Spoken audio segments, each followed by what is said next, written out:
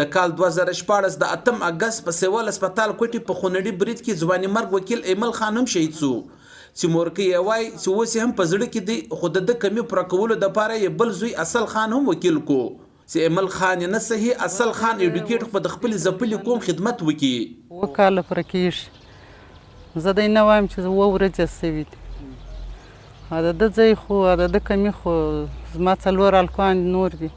یو هم نشي پوره کولی. بیا هم هغه د وکالت چې کومه ډګري وله یا زموږ کومه اراده وه کوم سوچ فکر مې و د ده و ځای ته خو اوس د اصل خان ورسېدی او د های کورټ لیسانس یې هم واخیستی. ایمل خان شهید مورکۍ وایي چې کله جنازه یې د کوره ایستله ما چې پلار ولیدو چې الله پاک څومره صبر ورکړی دی خو بیا دې هم صبر وکړي خو اوس هم کله کله رایاد سي وایي چې په ګوښه ځای کې ژاړم زړه تشوم. د جنازه کور ته راله د ده حالات ما ولیدی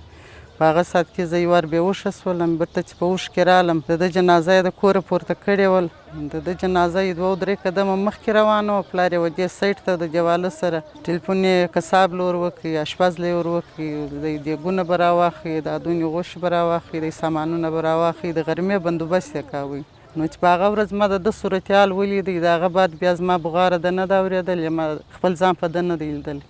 چې زړه مې ډک سي سایډ له ولاړه سم. د کوټي مرکزي سیوال هسپتال کې په کال 2014 پر 8 اگست پر وکیلانو په هغه مهال ځانمرګي برید وسو کله چې دوی په ډوسو وشتل سوي د یو مشر وکیل د مړینې په ضد احتجاج په توګه سره غونډ سوي وو چې پکې شاوخوا 80 کسان مړه سول 130 پورې پکې ژوبل سول چې په مړو کې 4-5 یوازې وکیلان شامل وو چې بیا د وخت حکومت دغه پیښو په لټولو دپاره قاضي په اجزا په مشري کې کمیشن جوړ کړو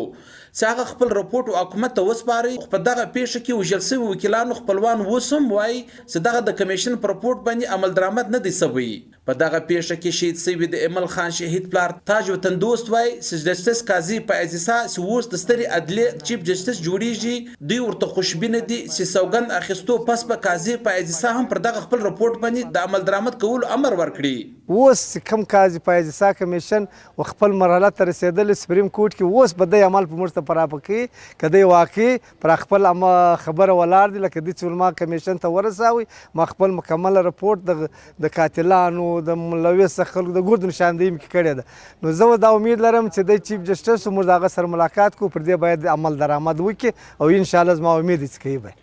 خو هغه وخت حکومت دغه دعوه کړې وه چې په دغه پیښه کې ککړ شکمن ترګر یې په پښین کلي اورمزي کې په عملیاتو کې ووژل او په پیښه کې وژل سوي وکیلانو او د نورو خلکو کورنیانو ته امدادي رقم ورکړي او د دغه پیښې په مخنیوي کې پاتې راغلي دولتي چارواکو په ضد کاروایي هم وکړل. خو 2 کاله پر کېدو باوجود په دغه پیښه کې وژل سوي وکیلانو خپلوان حکومت د دغه پیښې ذموارانو نیولو او سزا ورکولو کې ناکامه پاتې بولي. نعمت الله سرحدي وی او ډیوا ټي وي چمن.